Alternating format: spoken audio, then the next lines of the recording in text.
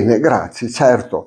Per noi questa è stata un'esperienza molto bella e importante, per la nostra fondazione anche, perché siamo andati, abbiamo presentato questi lavori insieme ai nostri allievi che sono studenti di medicina, e quindi questo è un piacere anche, fa piacere molto anche a me questa cosa, vedere che la gioventù si appassiona a questi argomenti, a queste cose. Abbiamo presentato 8 lavori scientifici, quindi tanti, al Congresso Nazionale della Cardiologia Italiana, che è l'AMCO, che si fa a Rimini adesso, negli anni passati si faceva a Firenze, ed è probabilmente il congresso cardiologico più importante che c'è in Italia.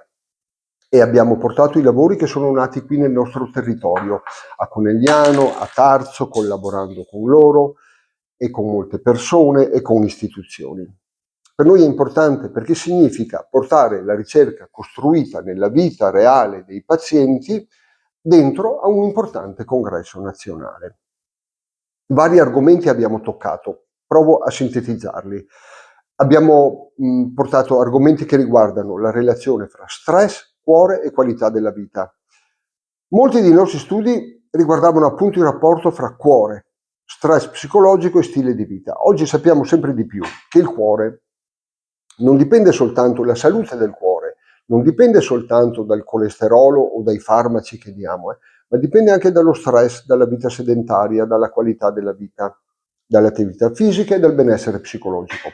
Per esempio, abbiamo osservato che lo stress psicologico può associarsi a pressione arteriosa più alta, soprattutto la diastolica.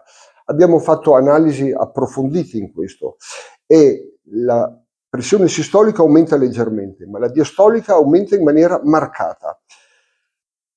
E questo accade all'interno del gruppo, della coorte di pazienti che abbiamo studiato, soprattutto per i pazienti già coronaropatici, quelli che hanno avuto infarto, angina, disturbo di cuore. Qui lo stress pesa ancora di più.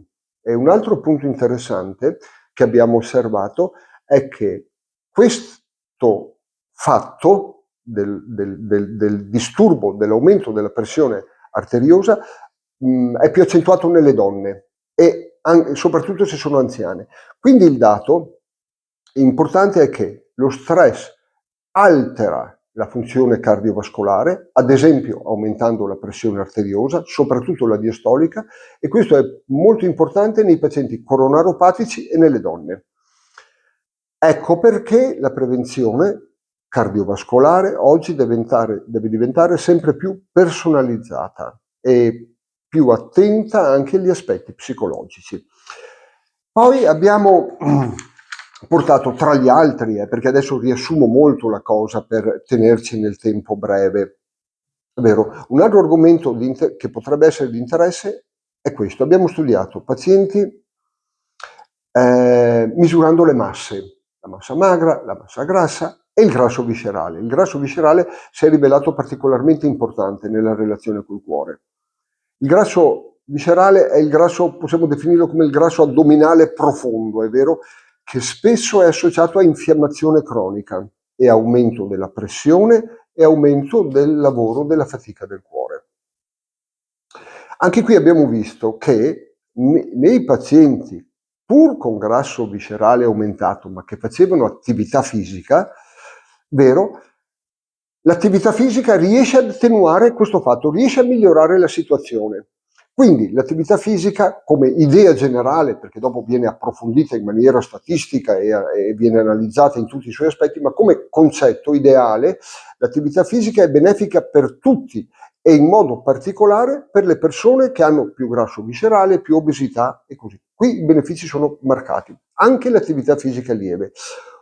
Prima di cambiare argomento però vorrei dirvi che tutti questi progetti qui che vi ho appena accennato adesso, perché poi abbiamo portato anche un lavoro riguardante l'effetto del Covid sul cuore, le differenze fra abitare in area urbana e in area rurale sulla malattia del cuore. Tutti questi progetti li stiamo portando avanti adesso con l'associazione Noi per Noi di Tarso, con cui ci troviamo molto bene, ci siamo incontrati bene, collaboriamo bene, portiamo avanti progetti nel tempo e siamo molto contenti di questa collaborazione e dei risultati che dà.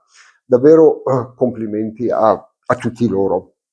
Ecco, accanto a questo abbiamo portato al nostro congresso di Rimini anche un nuovo aspetto del grande studio storico ABC, lo abbiamo chiamato adesso. E si tratta di una ricerca, questo ABC come tutti sapete è una ricerca che è cominciata più di 25 anni fa e che segue 798 pazienti, è da più di 25 anni, pensate, un follow-up così lungo è molto raro da realizzare perché chiede continuità, organizzazione, collaborazione tra operatori sanitari e un forte legame col territorio e con i pazienti.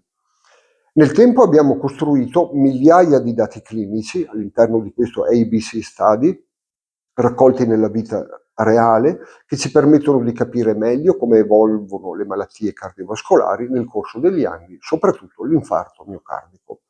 E quest'anno abbiamo presentato uno studio che mostra come nei pazienti anziani l'anemia durante il ricovero per infarto influenzerà la sopravvivenza del paziente nel lungo periodo, non nel momento della dimissione o poco dopo, un mese, un anno, 10 anni dopo, 20 anni dopo, la sua salute, la sua mortalità è influenzata dall'anemia.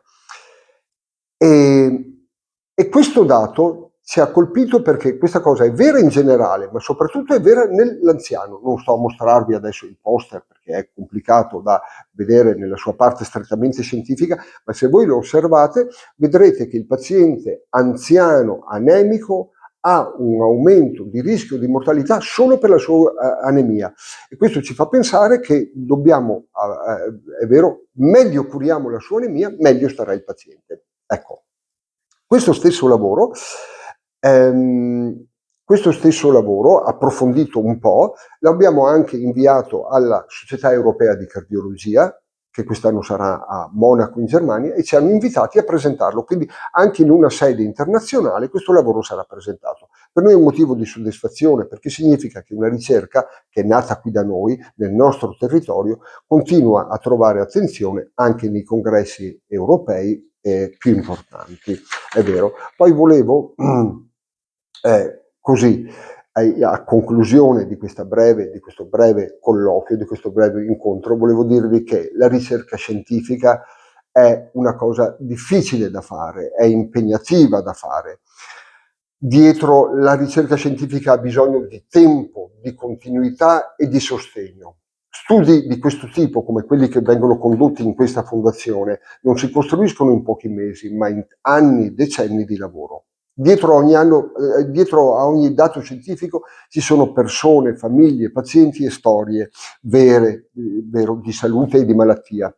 La nostra idea di ricerca è fare una medicina scientifica, ma anche molto umana, se posso dire, e vicina al territorio. La prevenzione cardiovascolare oggi non significa soltanto vivere più a lungo, ma anche vivere meglio. Ora, prima di concludere, vorrei prima fare anche un piccolo ringraziamento al nostro presidente della regione appena passato, vero che ha appena lasciato l'incarico, il dottor Luca Zaia, e anche al direttore generale della nostra ULS, il dottor Francesco Benazzi, che hanno sempre sostenuto in maniera professionale e pragmatica sia la fondazione, dalla sua nascita in avanti, e ci hanno sempre incoraggiati ad andare avanti con questi progetti. E per questo noi desideriamo ringraziarli, accanto ovviamente a tante altre persone. In ultimo, molto molto in breve, vorrei anticiparvi una cosa, che all'interno della nostra fondazione adesso parte un altro filone in collaborazione con la Regione del Veneto, se avremo il sostegno, speriamo, vero? Partirà un nuovo filone di ricerca che si propone di indagare la relazione tra lipidi, i grassi del sangue, pensate al colesterolo, ma soprattutto alle sue sottofrazioni, HDL, LDL, VLDL e così via. Ecco, le indagheremo bene in maniera approfondita e studieremo la relazione con l'insorgenza di neoplasie. Pensate all'importanza dell'argomento. Come sapete, la causa dei tumori è sconosciuta per tutti, è vero? Però il nostro punto di forza è il tempo. Seguire il paziente per così tanti anni ci permette di vedere cosa accadrà, per cui conosciamo il loro assetto lipidico all'inizio e poi vediamo nel tempo che cosa succederà. Se avremo fortuna, energia e sostegno sufficienti. Noi cercheremo di portare avanti questi progetti sperando di avere dei risultati concreti, è vero, anche in questo campo, e speriamo che questa cosa possa avere effetto benefico sia dal punto di vista clinico, ma anche ricadute per quel che riguarda la prevenzione sia della malattia di cuore sia dei tumori. Grazie.